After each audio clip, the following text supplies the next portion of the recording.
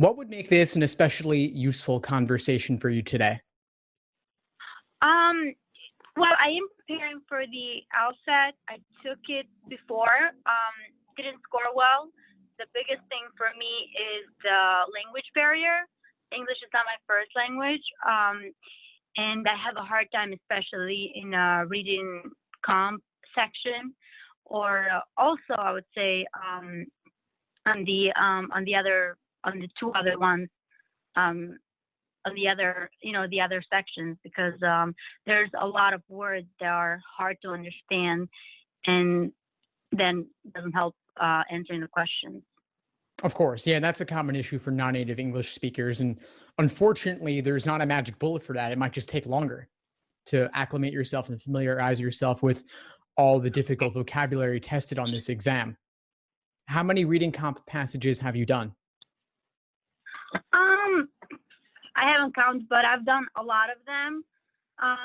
To be honest, I like more the game section, so I tend to not do them that often, the reading comp, because I'm like, oh, I like the games. Let me focus on them. It's just more fun to do. So I haven't done as many as I should have done. It's just that they're so long, and I have a hard time concentrating. The biggest thing on them is when I took a class for the LSAT, they said for every paragraph to do one sentence, to put it together in one sentence, and I have a hard time doing that. So I end up pretty much rewriting most of the reading comp while I'm studying or taking a practice test. Yeah, well, I think that a good first step would be being able to summarize each paragraph in a single sentence. Ultimately, on test day, I'd like you to get to the point where you might only write down a few words expressing the author's opinion or the primary purpose or the main idea. But paraphrasing is extraordinarily useful to help you prove to yourself that you understand what they're saying. And as an exercise while you're studying, to do that sort of summary, I think could be useful, especially for you if reading comp's a particular struggle. And you could make a game out of it, make a drill out of it, and just do more passages. Of course, it makes sense to focus on your weak areas. So set some bar for yourself where you're going to do at least 2 passages a day, or at least 4 passages a day between now and test day, so that you can practice the material that you need to work on. Okay. Now, another thing that is kind of scary is when I took the test, it was the old-fashioned way, pen and paper, and now I know that it's digital. It's a little scary because I don't know if they're gonna have scrap paper to do the scratch paper to do the while you're doing the reading comp, to make little notations. I know that you can highlight and underline stuff on the digital one, but still, it's a little scary. That has me a little bit worried. Sure. Well, perhaps I can at least reduce a little bit of the stress, because I can tell you for a fact that you will have scratch paper on the LSAT. They will give you a booklet of about 12 to 14 pages, 8.5 by 11 paper for all sections. So you'll Oh, have a wow. few games, reasoning, reading comp. So any games, diagrams you want to make, any little notes you want to make for reading comp, you can do all of that. And as you Awesome. said, there is a highlighting and underlining tool on the digital, but it doesn't work that well. So I wouldn't rely on it. I would use the scratch paper with your pen or pencil as well instead, really. Right. Makes sense, because I'm using the online one. I'm using it a little bit, and to highlight, it's a nightmare. You can't do it. It takes me like a long time to highlight, and I'm just wasting so much time just trying to highlight a word when I can just move on and read the whole thing and try to do a summary of it. Yes, you've already discovered that it's not really worth the trouble, and you're better off just using your scratch paper, but know that you have it available and you have more than enough, really. It's not unlimited, but I think it's more than almost anybody would ever need. So just get used to doing that where while you're doing like the ones on LSAC's site, or you're studying out of books or using PDFs, whatever you're doing, just do all your work to the side. And if you're using books, treat them like a screen and don't write on them at all. Right. The when it comes to reading comp, do you think I'm doing the right approach for now? I'm trying to, I can't. I have a hard time doing it in a sentence. I try to do it in a sentence, the paragraph, but I'm doing a little more than a sentence, a few sentences per paragraph. Not a few, but maybe I have 2 or 3 sometimes. I Is can that certainly the right understand approach? that. Yeah, I can certainly understand that. I mean, if you were trying to encompass all the information, then yeah, your summary, quote unquote, summary might be as long as the original, right? So we have to Yeah. figure out what type of information do we want to pull out of the passage. And that's not all the information. It's specifically structure related information, like the different parties expressing different viewpoints. So you want to know what person or what group or what school of thought is on one side of a debate or issue, and what is the other one, or maybe there's 2 or 3 or 4, or maybe there's only one, but whatever they are, you want to look for who, if anyone's advocating something, and what are they advocating. The details, the supporting examples, the evidence, all of that I would leave aside. You can come back to that later. But in terms of making a summary, just really, I would write down a few keywords describing the author's opinion, or if there are a couple of groups describing each of their positions, but that's it. Okay, that's a little clearer, more helpful than I just pretty much rewrite the whole thing. The arguments. I was watching your videos that you've done about the arguments and how to go about them. It was helpful, but I'm still a little bit like I saw the video about the that you did about the restaurant and the Yelp reviews. And I thought that was like very interesting how you talked about all the types of the arguments, and it kind of like was an eye opener for me. But still, I don't know. I know not everyone, but I find the conclusion and I find the evidence, and then like specific ones like necessary assumption, I have a hard time finding the answer, and sufficient assumption. I kind of mix them up, and the negation test is not my specialty. I don't know why. Okay, well, I would suggest that you definitely figure out how to tell the difference between necessary assumption and sufficient assumption. This is something that anyone can learn. You just have to commit the time to noting what are the key words in the questions that tell you necessary versus sufficient. That I can tell. I can tell by the question.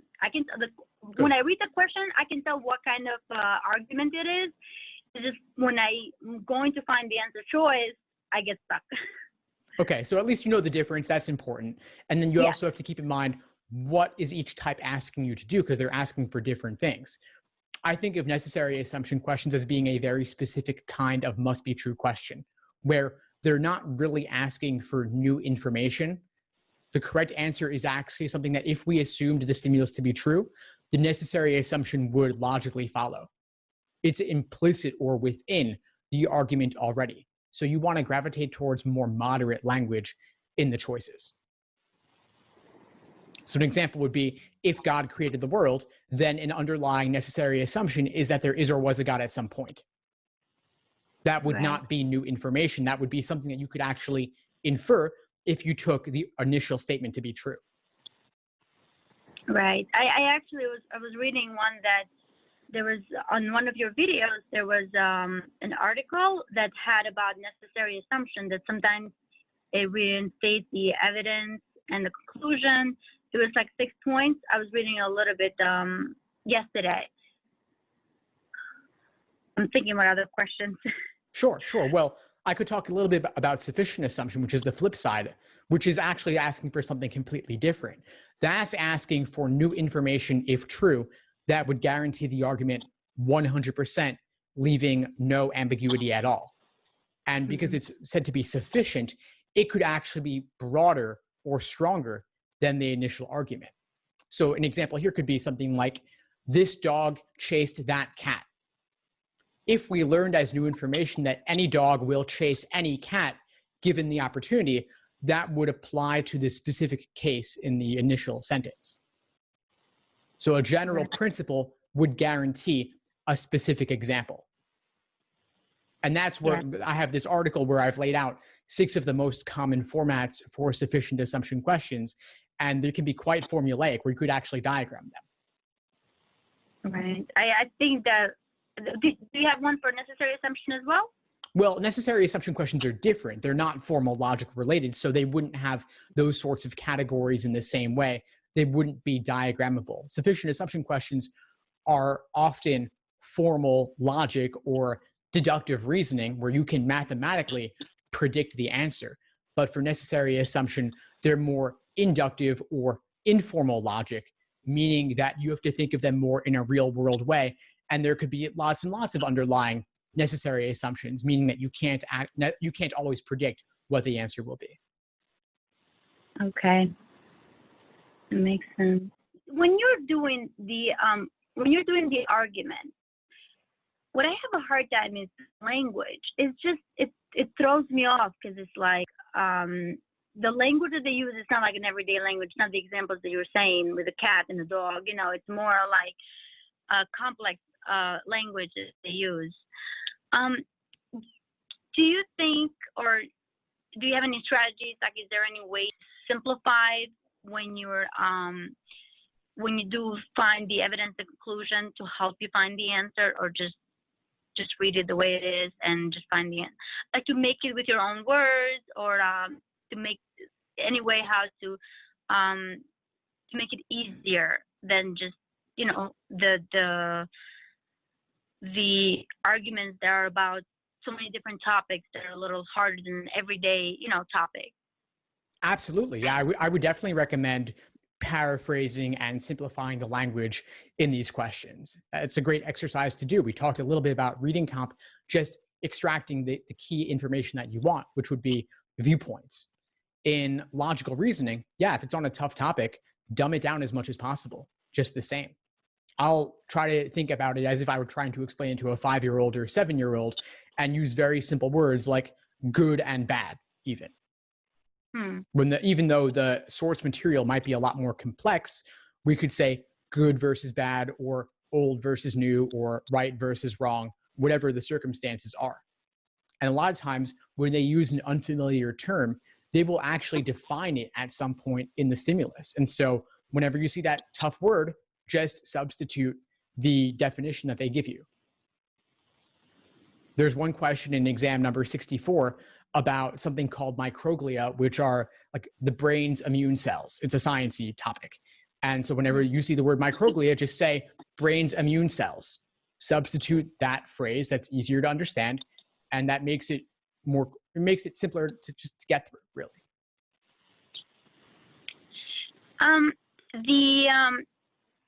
Based on your opinion or what you've seen so far, the writing portion, is that something that I should study just like, or, you know, put the effort just like the rest of the LSAT, or that's something that, because I mean, like I mentioned in the beginning, English is not my first language, and even though I know law school is going to have a lot of reading and writing, I'm not 100% confident with my writing.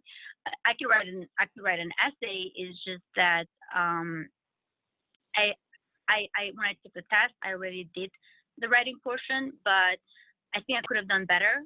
So I'm thinking, I don't know if I should redo it, or that's not that. I know it's not scored, but I know how important it is when it comes to law school. Yeah, sure. And so for most applicants, the LSAT, the numerical LSAT score is far more important than the unscored writing sample. So for most people, I'd say don't really worry about it too much. But given that you are a non-native speaker, and given that you said that you think you could do better, I would definitely suggest that you redo it. I think that your numerical LSAT score will still be more important in the end. But a lot of times with non-native English speakers, they want to make sure that you do have English proficiency and will be set up to do well in law school, given that it has a lot of writing involved.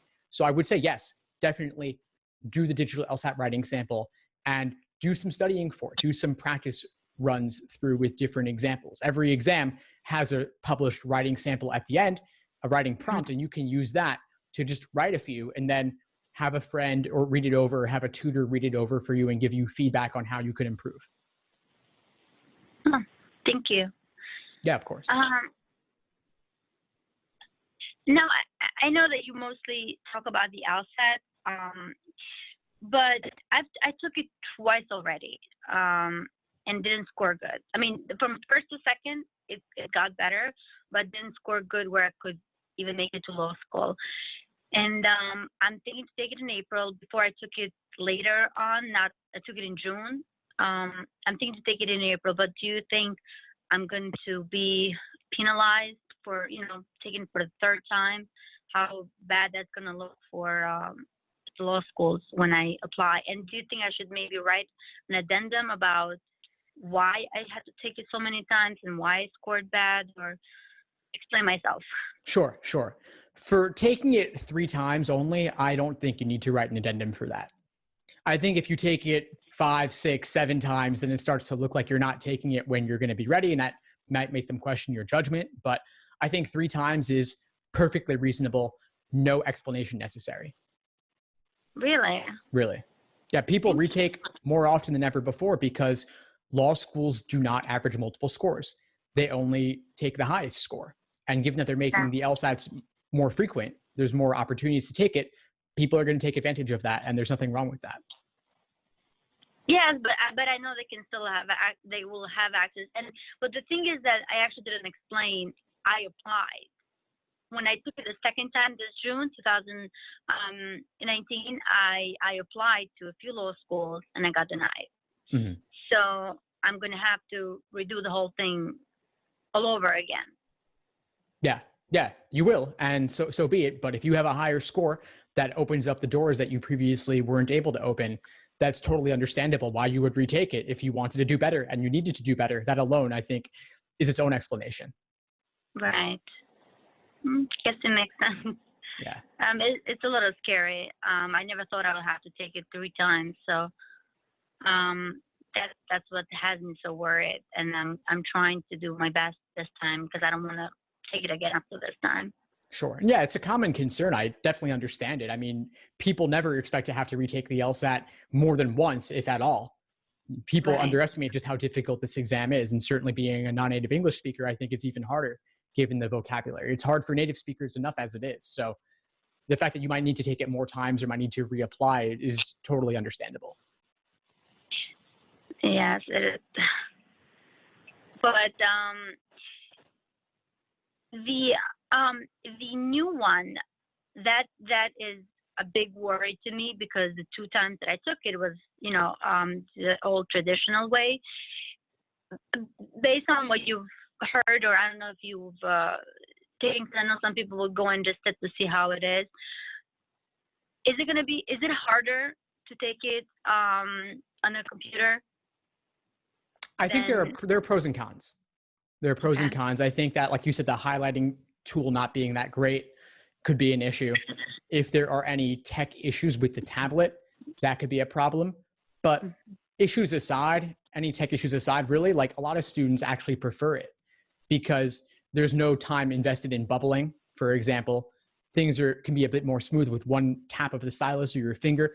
You've selected your choice. You can flag questions to come back to later. You can eliminate choices and they'll be grayed out. You can collapse them as well. So I think there's a lot of benefits to digital, and you're practicing it. You went on LSAC's site, so you've seen the tests there.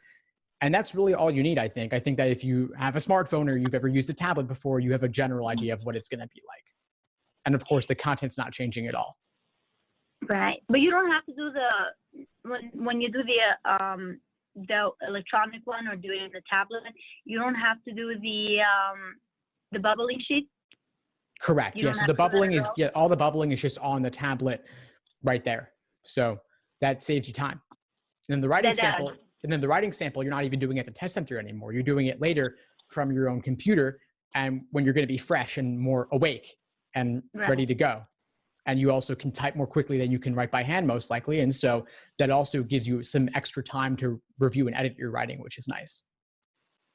That is. I didn't know about the bubbling sheet because I feel like that's one thing. The way how I do test, I will select the correct choice, and then in the end of if I have like 3-4 minutes left, I go put in the answer choices in the bubbling sheet. Then if I have any minute left, I'll go back, try to answer a few more questions if I can. Right. So that definitely is gonna save time. And that I didn't read it, and I didn't see that was something that doesn't need to be done, which definitely saves time. I'm glad you told me that. Of course. Well, we're about up for today a lot, but what would you say is the biggest insight you got from our call today? It was so, like I told you, I was reading with your videos, but it was more of a eye opener for me. I feel like now I have a better understanding how to work on the exam completely, because you explained to me 3/4 of the exam except the games, and the games is something that I enjoy doing them. Of course, there are some more complex and I need to work on them, but reading comp was, I'm definitely going to take your advice, and I'm going to try to do, to just select keywords and the opinions, the author's opinions and stuff like that. And that, I feel like that's going to help. And also when it comes to the arguments, to simplify it and just do it like that so I can find the answer choices. And the sufficient and necessary assumption, that I have some trouble. I understand now a little better, and I'm definitely going to apply all the techniques that you told me today when I do practice tests, and see how it goes. I'll keep you updated. Fantastic. Yes, please do. And let me know if you need anything in the meantime. Sure. Thank you so much. I really appreciate it. Thanks for tuning into the show. Please subscribe if you haven't done so already to be notified of new episodes as I release them. And feel free to reach out if you need anything at all as you move forward with your prep. I'm happy to help however I can. In the meantime, I'll wish you all the best and take care.